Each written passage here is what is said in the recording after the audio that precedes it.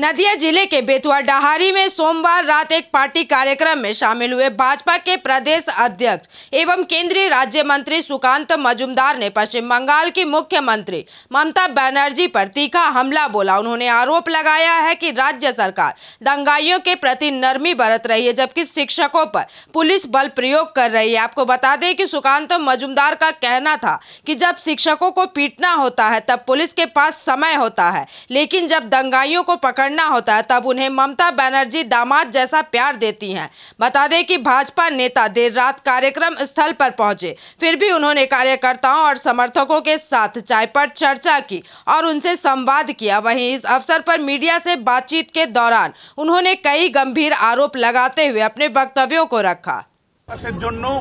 आंदोलन চালাচ্ছে এই ক্ষেত্রে বিজেপির অবস্থান কি হবে? বিজেপির অবস্থান প্রথম থেকে স্পষ্ট। আমরা তো বলেছি যোগ্য এবং অযোগ্যদের আলাদা করা উচিত, যোগ্যদের চাকরি থাকা উচিত, অযোগ্যদের স্বাভাবিকভাবে চাকরি থাকবে না। কিন্তু প্রশ্ন হচ্ছে যোগ্য অযোগ্য লিস্ট দেওয়া হবে বলে এতদিন ধরে অপেক্ষা করার পর আজকে শোনা যাচ্ছিল 6টার সময় নাকি লিস্টটি বেরোবে, সেই লিস্ট তো আর বেরোলো না। তাহলে সেই লিস্টটা গেল কোথায়, খেলো কে? নাকি মমতা বন্দ্যোপাধ্যায়ের নির্দেশে এসএসসি লিস্ট বের করা বন্ধ করে দিয়েছে? তো মমতা বন্দ্যোপাধ্যায়ের জন্যই এই দুর্নীতি হয়েছে। আমি সেই জন্য বলছি যোগ্যদের চাকরি থাকবে, অযোগ্যদের চাকরি চলে যাবে। এর থেকেও গুরুত্বপূর্ণ হচ্ছে কেন এত বড় ঝামেলা হলো, দুর্নীতিটা কে করলো? যে মক্ষী রানী মৌমাছি এই দুর্নীতি করেছে তাকে জেলের ভেতরে সবার আগে ঢোকাতে হবে, নাহলে এর সমাধান হবে না। জেলের ভেতরে ঢোকাক, সমাধান হয়ে যাবে। নাহলে বিজেপির সরকার আসতে হবে, আমরা যোগ্য অযোগ্যদের আলাদা লিস্ট দেবো আর রানী মৌমাছিকেও জেলের ভেতরে ঢোকাবো।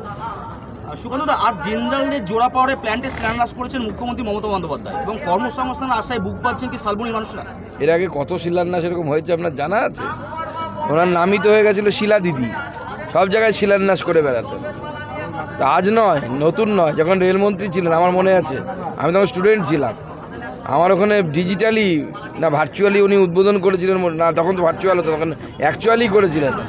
একটা দেয়াল বানানো হয়েছিল, এত শিলা ছিল, ওর মধ্যে এরকম চার কোনা করে সব লাগানো হয়েছিল, এই হবে, অমুক হবে, তমুক হবে।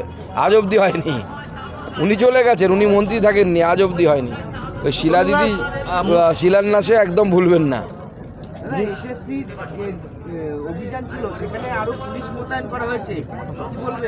এতো পুলিশ দ্বারাই এসএসসির আন্দোলনকে দমন করার চেষ্টা, পুলিশ রাষ্ট্রে পরিণত করার চেষ্টা করছে মমতা বন্দ্যোপাধ্যায়।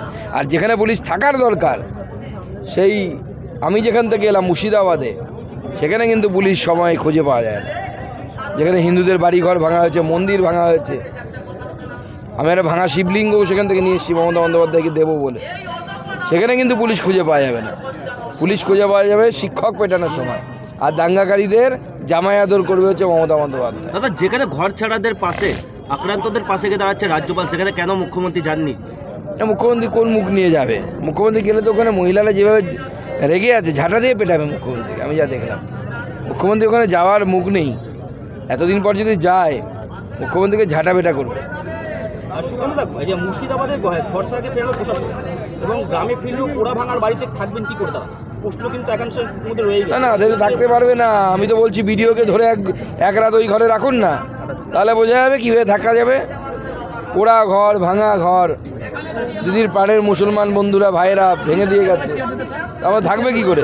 সেখানে কেন তাহলে এখনো প্রশাসনের হুটো পাঠান ঘর ছাড়াদেরকে? না, প্রশাসনের এখন একটাই যে যেন তেন প্রকারেরও যে উদ্বাস্তু যে ক্যাম্পটা হয়েছে, ক্যাম্পটা বন্ধ করে দেওয়া। কারণ ওই যদি ক্যাম্প চলে সবাই তো প্রশ্ন করবে, নদীয়ার লোক প্রশ্ন করবে কেন। Bureau report, PVTV news.